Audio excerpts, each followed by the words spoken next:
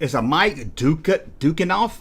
Mike Dukinoff? Hope I said that right. Apparently he plays Joe in American Ninja. And here he is, an action figure of him, comes with a sword and my personal favorite ninja weapon as a kid, a nunchuck. Now I'm guessing it's supposed to be the main guy in front of the flag here, but it looks like the guy in the back that's just like a ninja. Now of course Mego had the rights to the Buck Rogers action figures, but that didn't stop Fleetwood from trying to get their hands on some Buck Rogers toys also. They went to, I guess, whoever owned the rights to them and said, hey, let's do some cheaper rack toys from Buck Rogers, which was at that time probably still going by its original title, Buck Rogers and the Buckaroos. Let's take a look at what Fleetwood released. And here's a laser light pistol to release under the Buck Rogers name. I'm going to refrain myself best I can from making a LBGT rainbow joke here. I'm going to try my best. Believe me, they're in my head, but I'm trying to turn over a new leaf.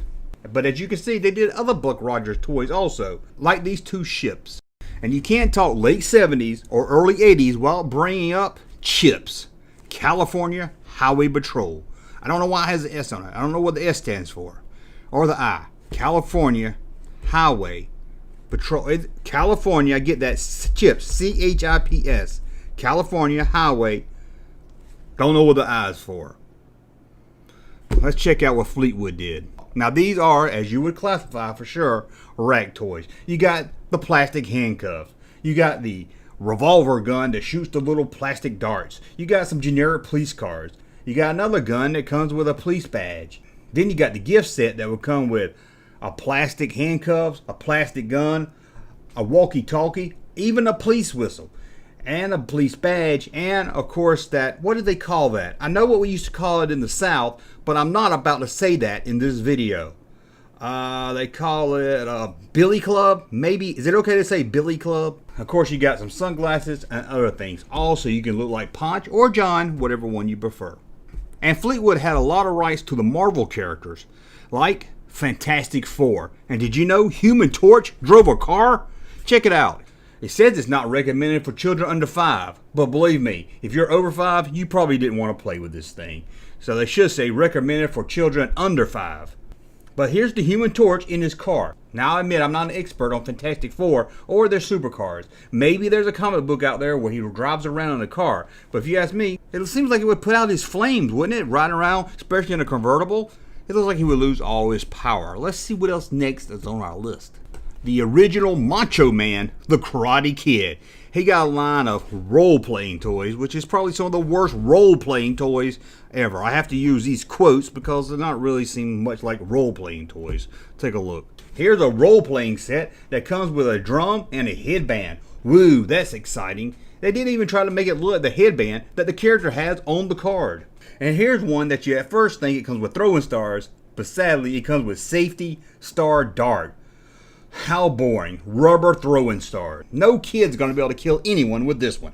What a bummer. And they also come with a star bag. I don't even know what a star bag is. I guess it's a bag to put your safety star darts. It also comes with a headband that says karate. This has got to be some of the most boring toys I've ever seen. They even made toys from the Lone Ranger. Yep, the Lone Ranger. I didn't say the Lone Rangers with an S. I'm not talking about that hair metal band that broke into that radio station to get their music played. I'm talking about from the 1980 movie Lone Ranger. The one everyone wanted to be a big hit, but it was a big flop. Here's one set of figures they did. Hand-painted action figures. Hey, Fleetwood, you're really using the term action figures loosely here. These are not what I would consider action figures. I see nothing action about them. Now, whenever I ask, what was a movie that didn't get action figure lines in the 80s? Without a doubt, the first 100 people will tell me, Patriot. No, I'm not talking about that Mel Gibson movie. I'm talking about the movie from the 80s starring, who was it starring? Greg Henry. I don't know who Greg Henry is, and I'm just fooling you. I never even heard of this movie. But apparently there was a movie called Patriot starring Greg Henry, and they made a figure for it. Released in 1986, the same time the movie came out, you have the Patriot action figure. It comes with, I believe, is a bazooka, an iPad, well that's what it looks like to me, a Rambo wannabe knife, and some binoculars that look like it wouldn't even fit around his head. Now, I've never even heard of this movie. I've never heard it as being talked about it being bad. I've never heard it being talked about being good. I've never heard about it at all. And I doubt there was any kids out there screaming for the Patriot action figures. But I can tell you what they were screaming for. Action figures, or toys anyway, from T.J. Hooker. I spent a lot of Saturday nights watching T.J. Hooker at my grandmother's house. We both really loved the show. This is the same generic toys you would have saw in the Chips line. It looked like they just repackaged it on a T.J. Hooker card. I actually would just love to have one of these T.J. Hooker cards. You got the Los Angeles Police Department police car. You got a badge with a gun. You got some kind of Bronco car. Looks like it comes with a screwdriver. And you got the gift set that comes with that Billy Club, or you know what they call it also. And you had the little dart gun. But this time it comes with little targets you can shoot at for extra fun. Now, like I said, they had the Marvel rights, so they made a lot of Marvel toys. I keep saying action figures, but a lot of these are just toys. And can you believe it? They made Sergeant Slaughter toy line. Did I say Sergeant Slaughter? Sergeant, what was his name? Fury. Sergeant Fury. Here's a boat with a little army guy laying inside taking a break from some action. The beach assault, Sergeant Fury from Fleetwood. Now, as long as we're talking to Marvel, let's talk about two things kids love: superheroes and stamps. Yep, stamp sets. These were pretty popular. They tried about everything they had the rights to in the stamp sets. This would come with an ink pad, a little stamp made out of plastic, and you would just stick it in there and then stick it on stuff until your parents yelled at you for ruining the furniture. Believe me, they will yell at you if you put the stamps on furniture or walls. Parents are just no fun at all. Now, trust me, these aren't the stamps that you lick and you put on an envelope to send off to get a free Star Wars figure. Believe me, if it was, I would have that Admiral Akbar figure that I sent off for. But apparently, the mailman, at least in my neighborhood, likes to pick up an envelope with a stamp on it that's not really a real stamp, but just a ink stamp, and take it and throw it in the trash. Now, I don't know if this is Marvel or not. Maybe you do. Space Sentinels? I never heard of this. But apparently it's some kind of action figure. They call it an action figure. Well, I think they call it a metallic action figure. It looks like just a metal figure. Yeah, that's what you want to give kids. Metal toys. You know how many little sisters have stitches in their head thanks to metal toys? Let's take a look at this. Space Sentinels magnetic figure. Stand it up and it looks like it comes with a ring, so you can have the metal connect to the ring, and I don't know what you're supposed to do with this thing.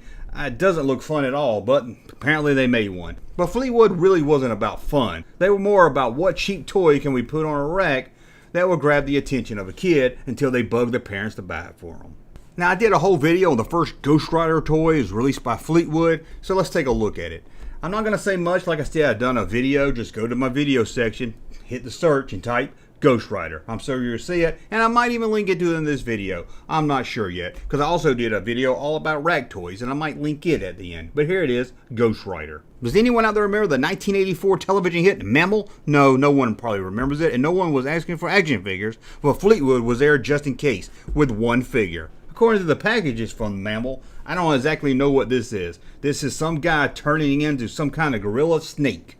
Maybe you know more what this is. I remember Mammal, but I don't remember much about it, so maybe you know this is what this is for Mammal. Maybe you're like, oh, that's the best part of Mammal.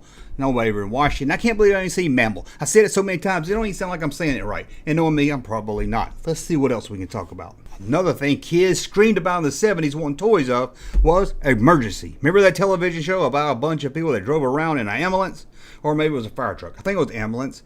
Anyway, look. And here's another damn stamp set. Don't try to use a metal envelope to get a free figure. Oh, I already talked about that.